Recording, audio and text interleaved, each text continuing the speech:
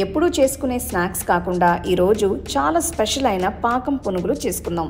వీటిని milk buns అని కూడా అంటారు. సో ఎలా చేయాలో చూద్దాం రండి. ఒక గిన్నెలోకి మైదా పిండి, పంచదార పొడి, కొద్దిగా వంట సోడా వేసి అన్ని కలిసేటట్టు కలుపుకోవాలి. ఇప్పుడు ఇందులోకి కొద్దిగా పాలు, కొద్దిగా పెరుగు, నెయ్యి కూడా వేసి మెత్తగా పిండిని కలుపుకోవాలి. పిండి గట్టిగా అనిపిస్తే కొద్దిగా నీళ్లు పోసి పల్సగా చేసుకుని పిండిని పక్కన పెట్టుకోండి. పంచదార పాకం కోసం కడాయిలో పంచదార, నీళ్లు పోసి పంచదారని పూర్తిగా కరగనివ్వాలి. పంచదార కరిగిన తర్వాత స్టవ్ ఆఫ్ చేసుకుని పాకాన్ని పక్కన పెట్టుకోండి.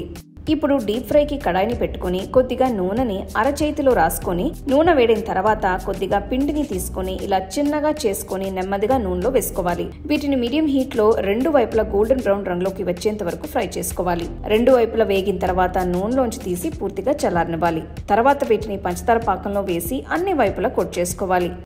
అంతే అండి, చాలా టేస్టీ అండ్ క్రిస్పీ అయిన పానకం పునుగులు సర్వ్ చేసుకోవడానికి రెడీగా ఉంది. చేసిన వెంటనే బాగా వేడివేడిగా తింటే అబ్బా అద్దరింది.